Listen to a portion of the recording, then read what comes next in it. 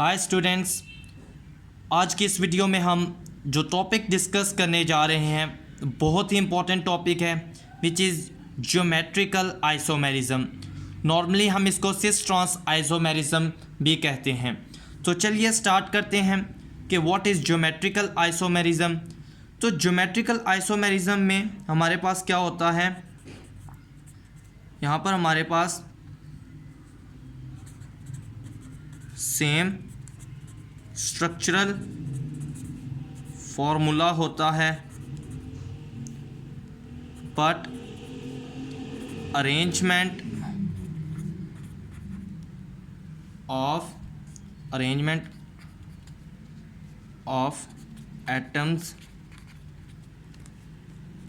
About double bond is different. यहाँ पर हमारे पास arrangement of atoms about double bond different होती है। तो इस इम्पोर्टेंट पॉइंट को हमने देखना है। अब इसमें हमारे पास आता है कि ज्योमेट्रिकल आइसोमेरिज्म के लिए कुछ इम्पोर्टेंट कंडीशंस हैं, देन हम एग्जांपल्स को सॉल्व करेंगे। तो फर्स्ट इम्पोर्टेंट कंडीशन है हमारे पास डबल बॉन्ड और डबल बॉन्ड के बाद हमारे पास सेकंड इम्पोर्टेंट कंडीशन है each double bonded carbon must have two different groups. अब इन दो इम्पॉर्टेंट पॉइंट्स को हमने देखना है जब भी हमने ज्योमेट्रिकल आइसोमेरिज्म को डिस्कस करना है। डबल बॉन्ड को हमने इसलिए डिस्कस किया कि जब भी हमारे पास डबल बॉन्ड आता है तो यहाँ पर हमारे पास रिस्ट्रिक्टेड रोटेशन आ जाती है, रिस्ट्रिक्टेड रोटेशन। अब यहाँ पर हम इसको देखते हैं। फॉर एग्जांपल हमारे पास यहाँ पर एक कंपाउंड है,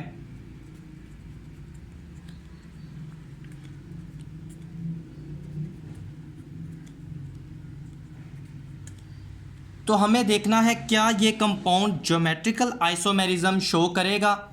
तो यहाँ पर फर्स्ट कंडीशन देखें तो डबल बॉन्ड है, इट मीन्स कि रिस्ट्रिक्टेड रोटेशन है। अभी हम उसको भी डिस्कस करेंगे। सेकंड कंडीशन थी कि each double bonded carbon must have two different groups. तो यहाँ पर कार्बन के साथ एक मिथाइल ग्रुप है और एक हाइड्रोजन। यहाँ पर देखें तो यहाँ पर एक मिथाइल है, एक हाइड्रोजन, मीन्स दोनों कार्बन्स के साथ डिफरेंट ग्रुप्स हैं। तो यहाँ पर GI एग्जिस्ट करेगी, ज्योमेट्रिकल आइसोमेरिज्म यहाँ पर एग्जिस्ट करेगी। तो जब दोनों सेम ग्रुप्स सेम साइड पर होंगे तो इसको हम कहते हैं सिज।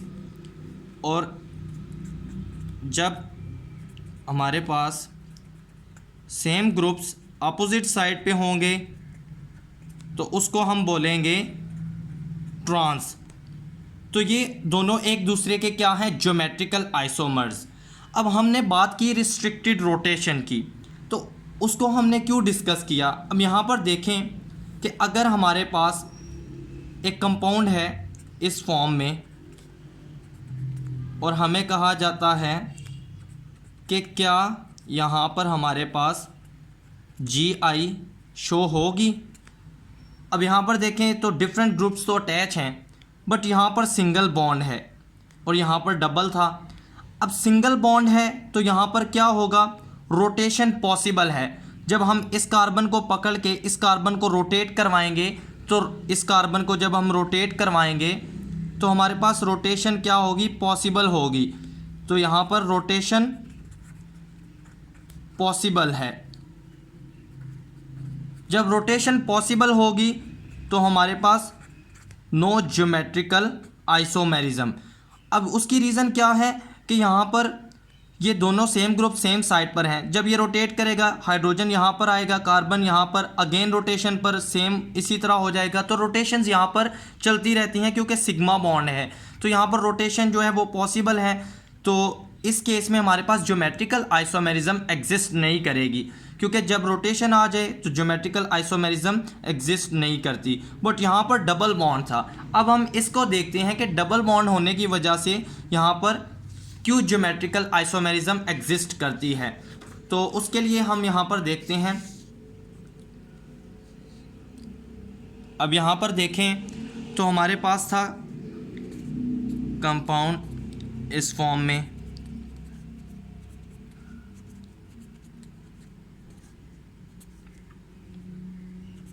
और दूसरा इस फॉर्म में था। यहाँ पर हमने ये सिस ड्रॉ किया है। अब इसकी ट्रांसफॉर्म ड्रॉ करें तो वो इस फॉर्म में थी।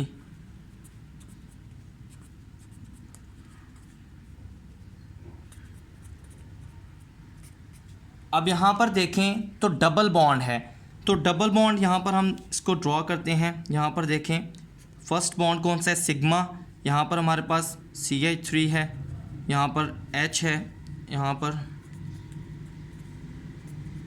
अब यहाँ पर हमारे पास एक पाई बॉन्ड है, तो हम इसको इस तरह शो कर लेते हैं। इसी तरह यहाँ पर भी हम सिग्मा बॉन्ड्स को शो करने के बाद यहाँ पर अब देखें तो यहाँ पर भी एक पाई बॉन्ड है यहाँ पर। अब क्या होगा कि जब हम इसको रोटेट करवाएंगे तो ये रोटेट नहीं हो सकता, क्योंकि यहाँ पर अगर हम रोटेशन करवाएंगे तो हमारे पास पाई बॉन्ड ब्रेक हो जाएगा, और जब पाई बॉन्ड ब्रेक हो जाएगा तो हमारी फर्स्ट कंडीशन ही ख़त्म हो जाएगी कि हमारे पास डबल बॉन्ड नहीं। तो यहाँ पर क्या है, रिस्ट्रिक्टेड रोटेशन है डबल बॉन्ड की वजह से। तो यहाँ पर क्या है, रोटेशन रिस्ट्रिक्टेड है। अब यहाँ पर देखें तो यहाँ पर भी वही काम है कि यहाँ पर अगर हम रोटेट करवाना चाहें तो सिग्मा बॉन्ड के साथ पाई बॉन्ड भी है, तो पाई बॉन्ड क्या करेगा, ब्रेक कर जाएगा।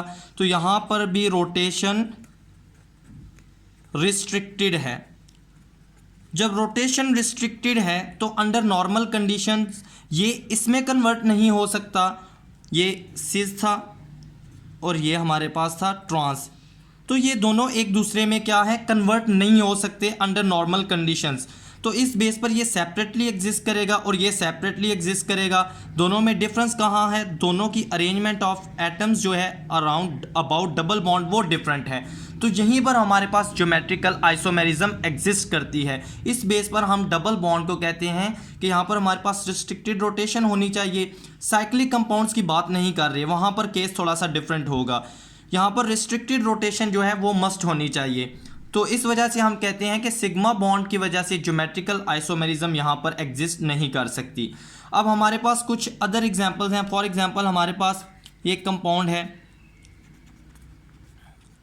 अब बताएं क्या यहाँ पर ज्योमेट्रिकल आइसोमेरिज्म एग्जिस्ट करेगी।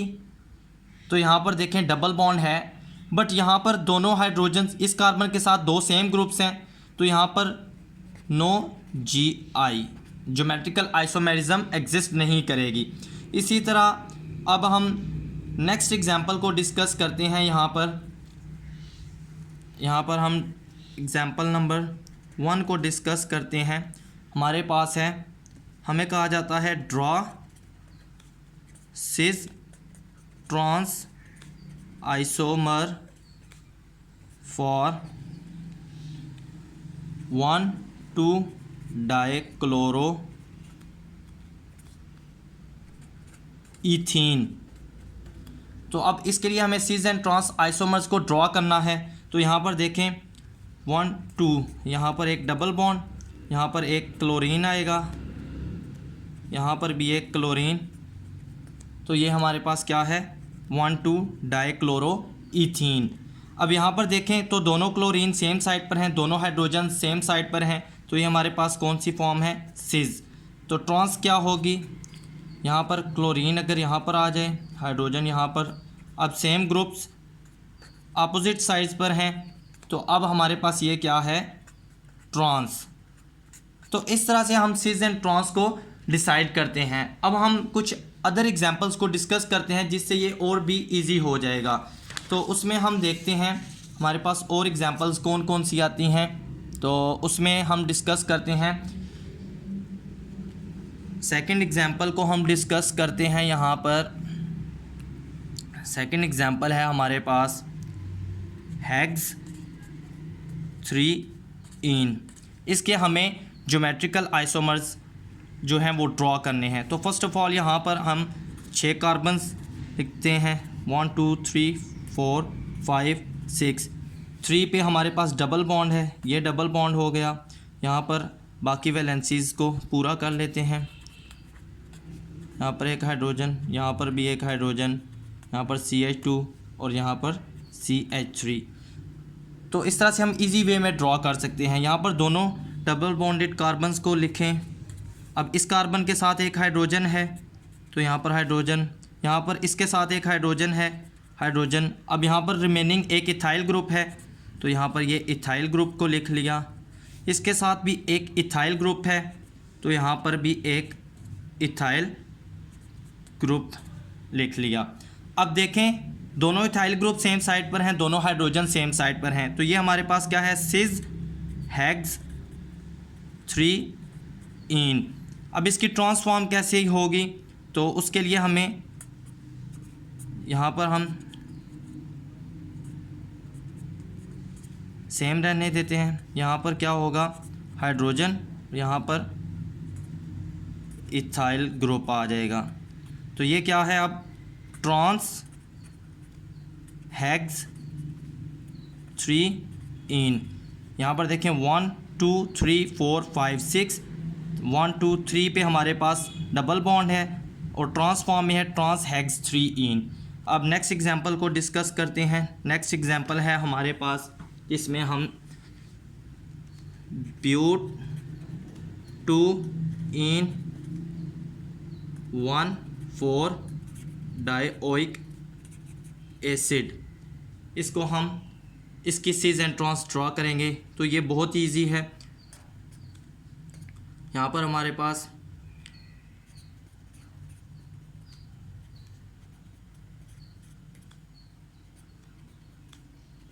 ये हमारे पास कौन सी फॉर्म है, सिस।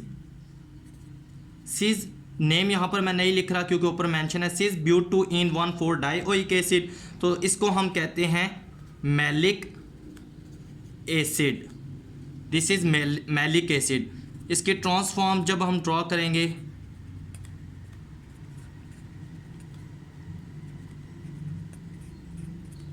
अब सेम ग्रुप्स अपोजिट साइड्स पर आ चुके हैं, तो ये क्या है, ट्रांस। तो इसको हम कहते हैं फुमारिक एसिड। अब ये दोनों एक दूसरे के क्या हैं, geometrical isomers, maleic acid and fumaric acid. इसके अलावा अगर हम बात करें तो यहाँ पर हम फोर्थ एग्जांपल को भी डिस्कस कर लेते हैं। फोर्थ एग्जांपल है हमारे पास पेंट 2 इन। तो यहाँ पर first of all 5 carbons, 1 2 3 4 5। Second position पर डबल बॉन्ड है, यहाँ पर डबल बॉन्ड लगा दिया। अब वैलेंसीज पूरी कर लें, तो यहाँ पर हमारे पास CH हो जाएगा, यहाँ पर CH CH2 CH3। अब यहाँ पर दोनों डबल बॉन्डेड कार्बन्स को फर्स्ट ऑफ ऑल लिखें। इसके साथ एक हाइड्रोजन है, इसके साथ भी एक हाइड्रोजन है। अब यहाँ पर देखें तो एक मिथाइल ग्रुप है और यहाँ पर देखें तो हमारे पास क्या है, एक इथाइल ग्रुप है। अब यहाँ पर देखें तो दोनों हाइड्रोजन सेम साइड पर हैं, बट यहाँ पर मिथाइल है और यहाँ पर इथाइल, तो यहाँ पर भी कोई डिफरेंस नहीं। हम यहाँ पर 2 हाइड्रोजन्स के अकॉर्डिंग देख लेंगे, तो ये हमारे पास क्या होगा, सिस फॉर्म आएगी। इसी तरह जब हम इसकी ट्रांस अगर ड्रॉ करें तो वो कैसी हो जाएगी, उसके लिए हम यहाँ पर ड्रॉ कर लेते हैं। यहाँ पर हाइड्रोजन लगा देते हैं, यहाँ पर इथाइल ग्रुप को लिख लेते हैं। यहाँ पर हमारे पास मिथाइल, यहाँ पर हाइड्रोजन। अब दोनों हाइड्रोजन्स अपोजिट साइड पर हैं, तो यहाँ पर हम क्या करेंगे, इसको हम बोलेंगे ट्रांस। तो इस तरह से हम सिस एंड ट्रांस आइसोमर्स को ड्रॉ करते हैं। यहाँ पर एक और एग्जांपल को डिस्कस कर लेते हैं। यहाँ पर हम फॉर एग्जांपल हमारे पास Ac डबल बॉन्ड C, यहाँ पर हमारे पास है क्लोरीन और यहाँ पर हमारे पास है फॉर एग्जांपल यहाँ पर हम लिख लेते हैं हाइड्रोजन। इसी तरह हमारे पास यहाँ पर है मिथाइल ग्रुप, और यहाँ पर हमारे पास है हाइड्रोजन। तो अब अगेन दोनों सेम ग्रुप्स हाइड्रोजन्स को देख लें तो हमारे पास ये क्या होगा, दोनों सेम साइड पर हैं तो सिस होगा। इसी तरह इसकी ट्रांसफॉर्म ड्रॉ करेंगे तो यहाँ पर हाइड्रोजन आ जाएगा, यहाँ पर क्लोरीन, यहाँ पर मिथाइल और यहाँ पर हाइड्रोजन, दोनों ऑपोजिट साइड पर हैं तो ट्रांस। तो ये थी हमारी सिस एंड ट्रांस की एग्जांपल्स। अभी हम नेक्स्ट जो डिस्कस करने वाले हैं सिस्टम वो है EZ सिस्टम। तो EZ सिस्टम को डिस्कस करते हैं, बहुत ही हमारे पास ट्रिकी कॉन्सेप्ट्स यहाँ पर डिस्कस होंगे। तो EZ सिस्टम को अगर हम देखें तो फॉर एग्ज़ाम्पल हमारे पास एक ज्योमेट्रिकल आइसोमर्स आते हैं इस फॉर्म में।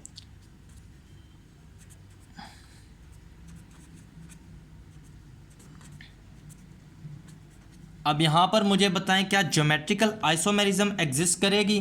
तो यहाँ पर देखें डबल बॉन्ड भी है, दोनों कार्बन्स के साथ डिफरेंट ग्रुप्स भी अटैच हैं, बट यहाँ पर हम क्या करेंगे कि क्या हमारे पास इसको देखें कि सिस एंड ट्रांस को अप्लाई कर सकते हैं, नॉट, क्योंकि यहाँ पर हमारे पास सेम ग्रुप्स वाला कॉन्सेप्ट नज़र नहीं आ रहा। तो ऐसे केस में हम अप्लाई करते हैं EZ सिस्टम। EZ सिस्टम को यहाँ पर हम अप्लाई करते हैं। अब यहाँ पर अगर हम देखें तो E जो है ये जर्मन वर्ड से निकला है, E, जिसका मतलब है हमारे पास यहाँ पर ये वर्ड निकला है एंट गीगन, जिसका मतलब है ऑपोजिट, ऑपोजिट। और जी जो है ये भी जर्मन वर्ड से निकला है जूसा मैन, इसका में मतलब है टुगेदर। तो यहाँ पर E एंड Z जो है ये शॉर्ट फॉर्म्स हैं एंट गीगन एंड जूसा मैन की। अब यहाँ पर हमारे पास क्या होता है कि यहाँ पर हम देखते हैं कि अगर C डबल बॉन्ड C है और यहाँ पर हमारे पास अगर इस तरह हो कि यहाँ पर हम प्रायोरिटी को देखते हैं, अगर हायर प्रायोरिटी वाले ग्रुप्स सेम साइड पर हों और लोअर प्रायोरिटी वाले ग्रुप्स सेम साइड पर हों तो इसको हम कहते हैं Z। यहाँ पर हम Z यूज़ करेंगे। और अगर हमारे पास यहाँ पर इस तरह हो कि यहाँ पर ये एक दूसरे के ऑपोजिट हो जाएं, दोनों हायर प्रायोरिटी वाले और दोनों ही लोअर प्रायोरिटी वाले, तो इसको हम कहते हैं E, जिस तरह हम सिस एंड ट्रांस में करते थे। अब यहाँ पर हम हायर प्रायोरिटी और लोअर प्रायोरिटी को डिसाइड कैसे करते हैं, तो उसके लिए हमारे पास एक CIP स्कीम है। C ये 3 साइंटिस्ट के नेम है, C for Cahn, I for Ingold, P for Prelog. इस स्कीम को हम यूज़ करते हुए जो है वो प्रायोरिटी को हम जो है वो डिसाइड करते हैं।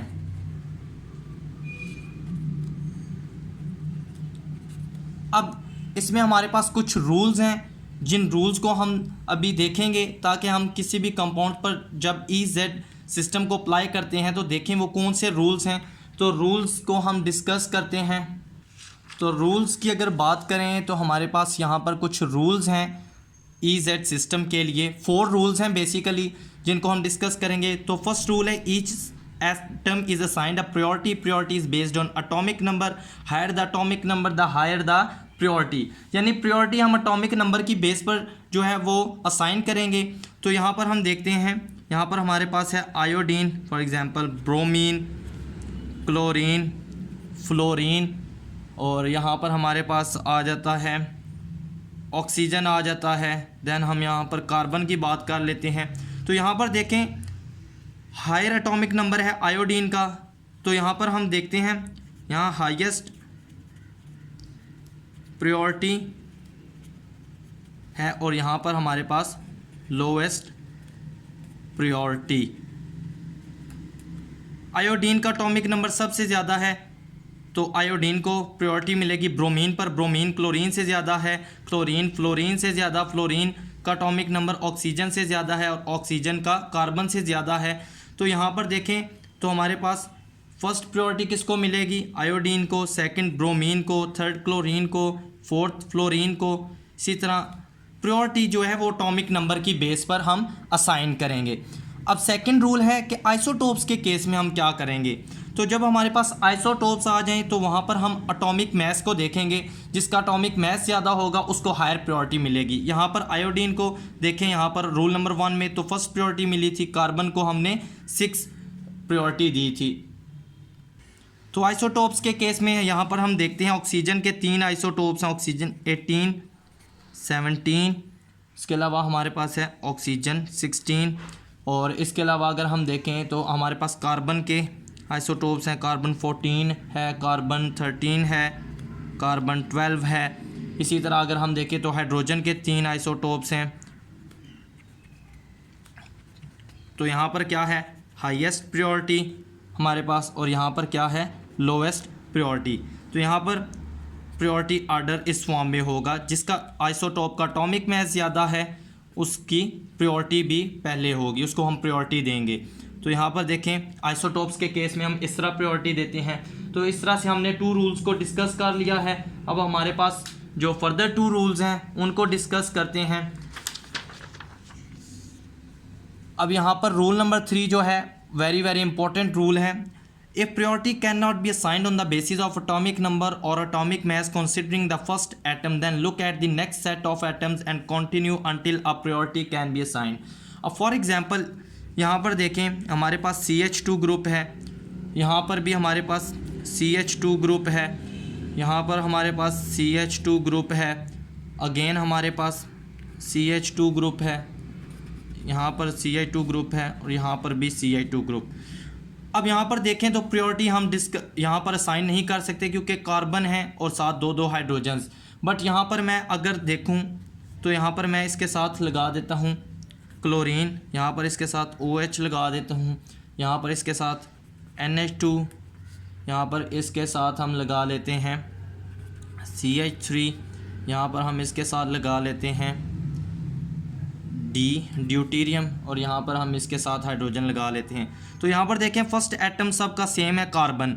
अब यहाँ पर कार्बन के साथ क्या है, हाइड्रोक्सिल ग्रुप, यहाँ पर क्लोरीन का एटॉमिक नंबर ऑक्सीजन से बड़ा है तो यहाँ पर हम इसको प्रायोरिटी देंगे इस पर। यहाँ पर ऑक्सीजन का नाइट्रोजन से बड़ा है तो इसको प्रायोरिटी, नाइट्रोजन कार्बन से ज़्यादा है, इसी तरह कार्बन का ड्यूटीरियम से ज़्यादा है, ड्यूटीरियम का हाइड्रोजन से ज़्यादा है। यहाँ पर हमारे पास हाईएस्ट प्रायोरिटी, यहाँ पर हमारे पास लोवेस्ट प्रायोरिटी। तो जब हमारे पास एक फर्स्ट एटम पर प्रायोरिटी जो है वो डिसाइड ना हो तो हमने नेक्स्ट एटम को देखना है, अगर उस पर भी ना हो तो फिर उससे नेक्स्ट एटम को देखना है। अब हमारे पास आता है रूल नंबर 4 जो कि बहुत ही इंपॉर्टेंट रूल है और इसमें जो एग्जांपल्स आती हैं इससे रिलेटेड वो समटाइम कंफ्यूज कर देती हैं। In case of double and triple bonds, atom participating in double और triple bond are considered to be bonded to an equivalent number of similar atoms by single bonds. अब इसको समझने के लिए यहाँ पर देखें, फॉर एग्जांपल हमारे पास अगर आ जाए C डबल बॉन्ड C, यहाँ पर हम H2C CH2, तो यहाँ पर हम क्या करेंगे कि हमने फर्स्ट ऑफ ऑल देखें सिग्मा बॉन्ड कार्बन का किसके साथ है, कार्बन के साथ। अब जितने बॉन्ड हैं सिग्मा बॉन्ड के अलावा उतने टाइम उसको सिंगल बॉन्ड से जोड़ दें। यहाँ पर 2 बॉन्ड थे, यहाँ पर देखें इस कार्बन के साथ एक सिग्मा, यहाँ पर फिर अगेन कार्बन को इंडिकेट कर दें। इस कार्बन का क्या था, यहाँ पर CH2 के साथ था, एक इसके साथ था सिग्मा, यहाँ पर हो चुका है अगेन इस कार्बन से। तो इस तरह से हम शो करते हैं। अब फॉर एग्जांपल हमारे पास आ जाता है N ट्रिपल बॉन्ड N, तो हम इसको किस तरह से शो करेंगे, पहले सिग्मा बॉन्ड, अब N के पीछे कितने बॉन्ड रह चुके हैं 2, तो यहाँ पर इसको 2 टाइम नाइट्रोजन से हम जो है वो अटैच करेंगे। इसी तरह इस नाइट्रोजन को भी 2 टाइम इस तरह से। अब यहाँ पर फॉर एग्जांपल हम बात करते हैं हमारे पास है CHO ग्रुप, तो इसको हम थोड़ा सा ओपन फॉर्म में लिखें तो ये देखें COH। अब यहाँ पर क्या है, हमारे पास कार्बन का डबल बॉन्ड ऑक्सीजन के साथ, तो एक सिग्मा बॉन्ड ऑक्सीजन से शो किया, अब सेकंड टाइम फिर ऑक्सीजन के साथ इसको हमने शो करना है। ऑक्सीजन का एक सिग्मा बॉन्ड कार्बन से था, अब अगेन एक कार्बन के साथ हमने इसको शो करना है। तो होप्स हो कि आपको ये रूल नंबर 4 की समझ आ गई होगी, क्योंकि हम इसको जब एग्जांपल्स पे अप्लाई करेंगे तो आपके लिए फिर एग्जांपल्स को सॉल्व करना बहुत ईजी हो जाएगा। तो इस तरह से हमने डबल एंड ट्रिपल बॉन्ड्स को डील करना है। तो अब हम आते हैं एग्जांपल्स की तरफ। अब यहाँ पर हम कुछ एग्जांपल्स को सॉल्व करेंगे तो हमारे लिए इसको समझना और भी इजी हो जाएगा। तो यहाँ पर फर्स्ट एग्जांपल है हमारे पास,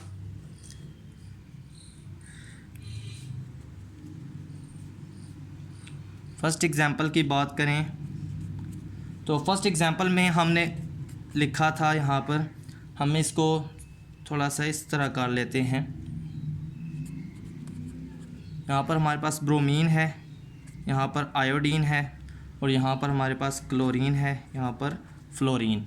अब हमें यहाँ पर देखें ज्योमेट्रिकल आइसोमेरिज्म एग्जिस्ट कर रही है, दोनों कंडीशंस यहाँ पर पूरी हैं। अब यहाँ पर देखें आयोडीन का एटॉमिक नंबर ब्रोमीन से ज़्यादा है तो first priority bromine, second. Fluorine और क्लोरीन में से किसका एटॉमिक नंबर ज़्यादा है? क्लोरीन का, तो फर्स्ट प्रायोरिटी यहाँ पर फ्लोरीन को, सेकंड। तो यहाँ पर देखें दोनों लोअर प्रायोरिटी और दोनों हायर प्रायोरिटी सेम साइड पर हैं, तो ये हमारे पास क्या होगा? Z। अगर इसका हम E ड्रॉ करें तो वो किस तरह हो जाएगा?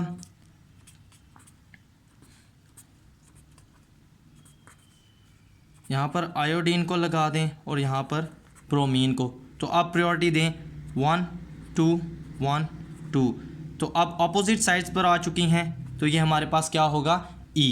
इसी तरह हम यहाँ पर सेकंड एग्जांपल को अब देखें तो सेकंड एग्जांपल में हमारे पास है C डबल बॉन्ड C, यहाँ पर हमारे पास है एक क्लोरीन, यहाँ पर है हमारे पास फ्लोरीन, यहाँ पर CHO और यहाँ पर हमारे पास COOH। तो यहाँ पर अगर देखें तो यहाँ पर फर्स्ट एटम सेम है, कार्बन कार्बन। अब यहाँ पर हम इसको प्रायोरिटी असाइन करने के लिए थोड़ा सा इसको ओपन करके लिखते हैं। यहाँ पर है हमारे पास CHO, तो ये इस फॉर्म में है। अब इसको हमने क्या कहा था कि हमने एक सिग्मा बॉन्ड ऑक्सीजन से शो करना है और यहाँ पर अगेन ऑक्सीजन, क्योंकि डबल बॉन्ड है। इसी तरह ऑक्सीजन के साथ यहाँ पर एक कार्बन आएगा, तो इस तरह का स्ट्रक्चर बनेगा।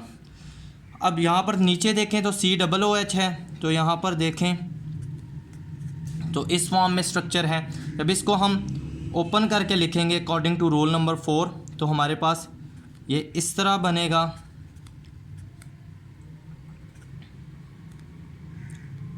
और यहाँ पर H। तो अब हमें देखना है कि प्रायोरिटी किसको मिलेगी।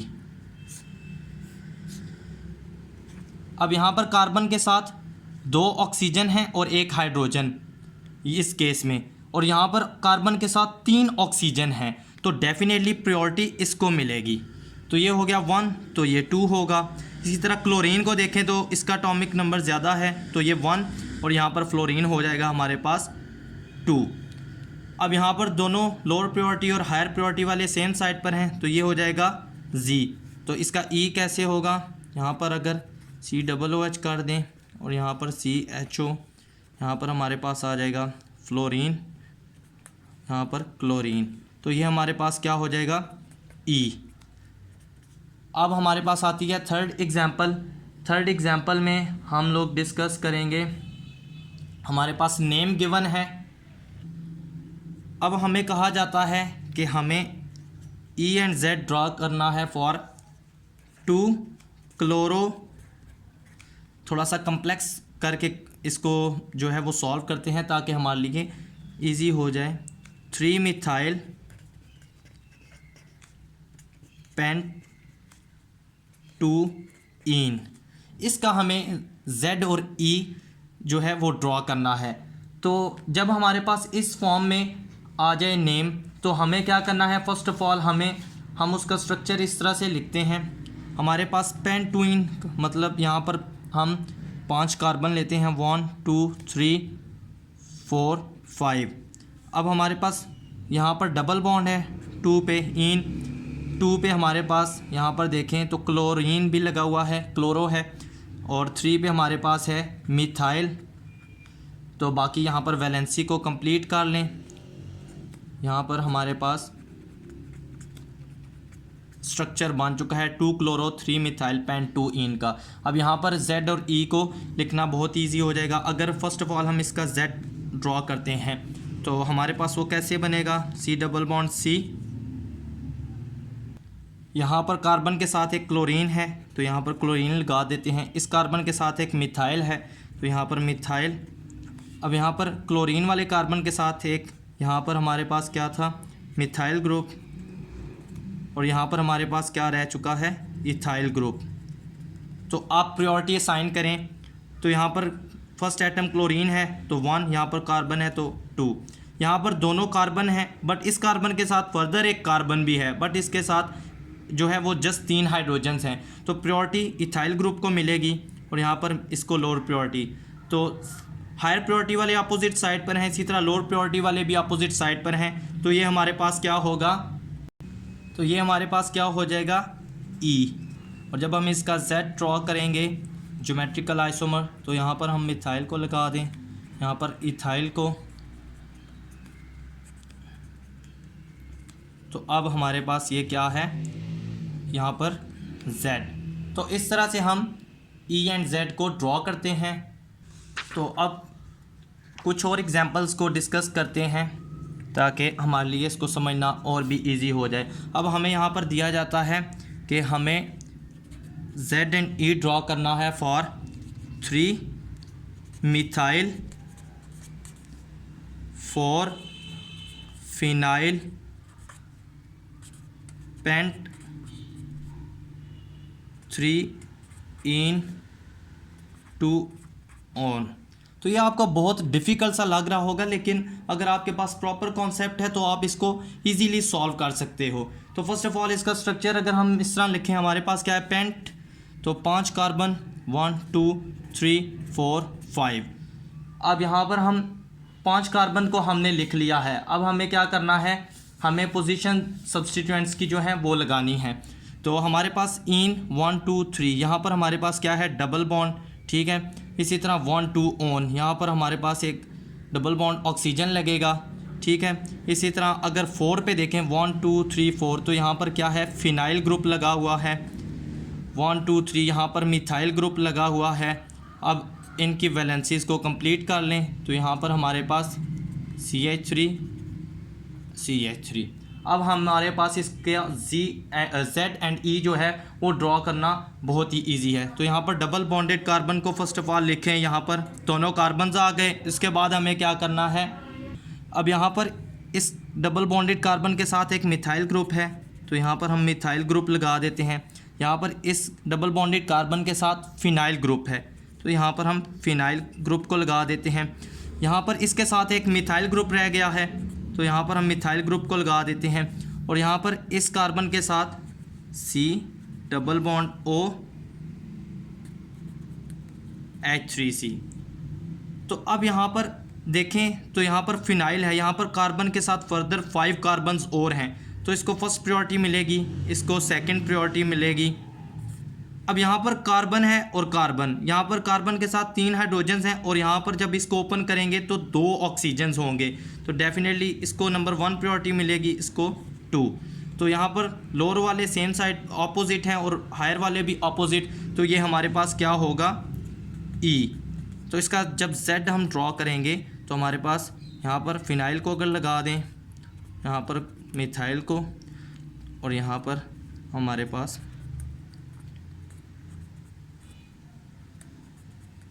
बाकी नेमिंग उसी तरह हम यहाँ पर Z लगा के Z 3 methyl 4 phenyl pent 3 en 2 one. तो ये थी हमारे पास EZ सिस्टम की एग्जांपल्स। बट यहाँ पर एक कन्फ्यूजन आती है कि कुछ लोग जो हैं वो कहते हैं कि फॉर एग्जांपल यहाँ पर हमारे पास इसको देखें तो यहाँ पर ये हमारे पास क्या है, सिज है और इसका ट्रांस क्या होगा, इसका ट्रांस होगा हमारे पास ये। तो ये क्या है, सिज, और ये है ट्रांस। अब यहाँ पर E एंड Z को भी हम अप्लाई कर सकते हैं। सिज एंड ट्रांस जो है ई एंड जेड को हम सिस ट्रांस पे अप्लाई कर सकते हैं always, but cis and trans को ऑलवेज ई जेड पे अप्लाई नहीं कर सकते। अब यहाँ पर ई जेड को अप्लाई करें तो यहाँ पर इसकी प्रायोरिटी 1 है, ये 2, यहाँ पर ये 1, ये 2, तो ये हमारे पास क्या हो जाएगा z, और ये हमारे पास क्या हो जाएगा 1 2 1 2, ये हमारे पास हो जाएगा e। तो कुछ जो हैं वो स्टूडेंट समझते हैं कि सिस ऑलवेज z होता है और ट्रांस ऑलवेज e होता है, लेकिन ऐसा जो है वो पॉसिबल नहीं कि हर टाइम यही होगा। इसके लिए हम देखते हैं यहाँ पर, तो हमारे पास एक एग्जांपल है। फॉर एग्जांपल यहाँ पर देखें, अगर हमारे पास इस तरह का कंपाउंड आ जाए,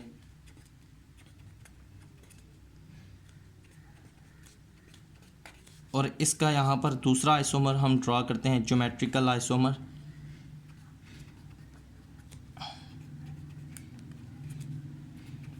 अब यहाँ पर देखें तो ये हमारे पास दोनों सेम साइड वाले ग्रुप एक साइड पर हैं, तो ये हमारे पास क्या होगा सिस। यहाँ पर ऑपोजिट साइड पर हैं दोनों मिथाइल, तो ये क्या होगा ट्रांस। अब ई एंड जी को जब हम यहाँ पर अप्लाई करें तो देखें यहाँ पर फर्स्ट प्रायोरिटी, सेकंड, फर्स्ट, यहाँ पर इसको फर्स्ट इसको मिलेगी और यहाँ पर सेकंड आएगी। तो अब देखें अपोजिट साइड पर हैं तो ये क्या ई, यहाँ पर सिस के केस में z था, यहाँ पर सिस के केस में e। इसी तरह यहाँ पर देखें तो ये 1 होगा, ये 2, ये 1 होगा और ये 2। अब ये ट्रांस है बट यहाँ पर ये z है, तो यहाँ पर हम लिख सकते हैं कि cis trans and EZ are independent of each other.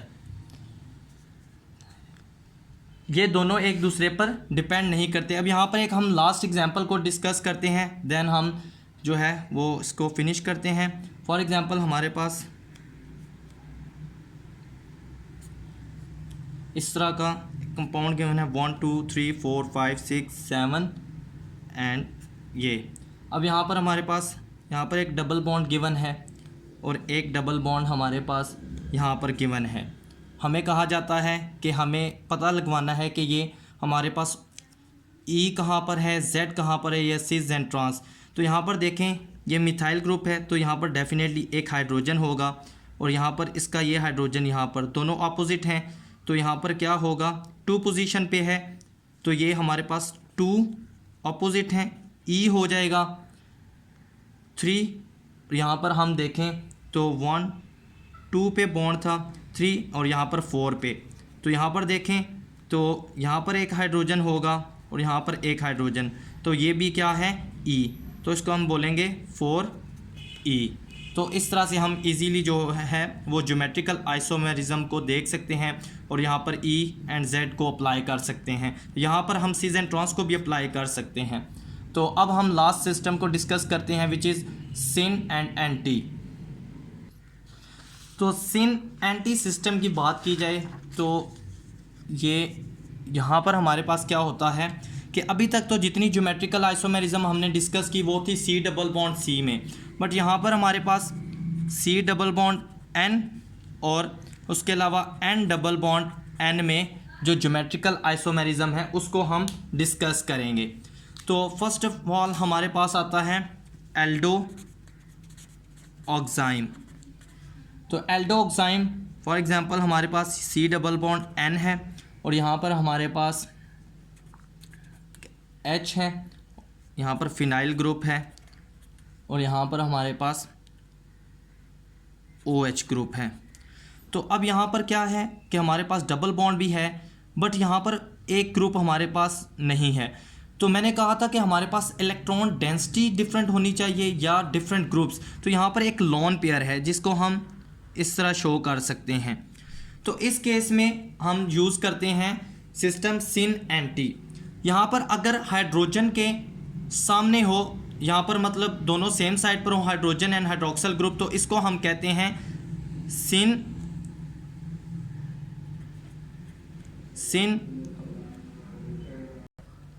तो यहाँ पर हम हाइड्रोजन एंड हाइड्रोक्सिल ग्रुप को देखेंगे, अगर वो सेम साइड पर हों तो सिन, और ये हमारे पास जो ऑक्साइम है ये एल्डिहाइड से बना है, तो हम इसको सिन एल्डो ऑक्साइम कहते हैं, सिन एल्डो ऑक्साइम।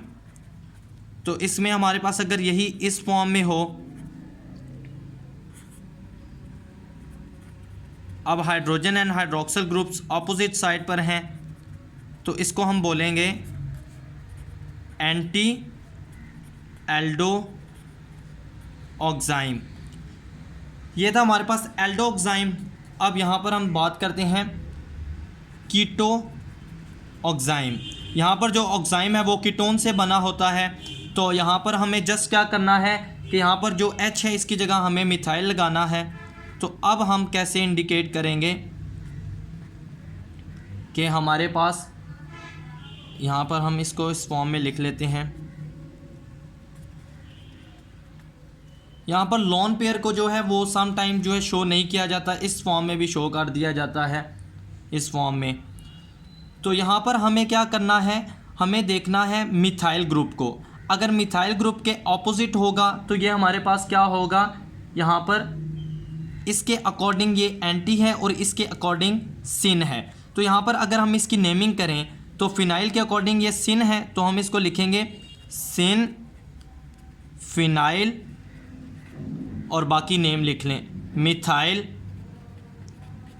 कीटो ऑक्साइम।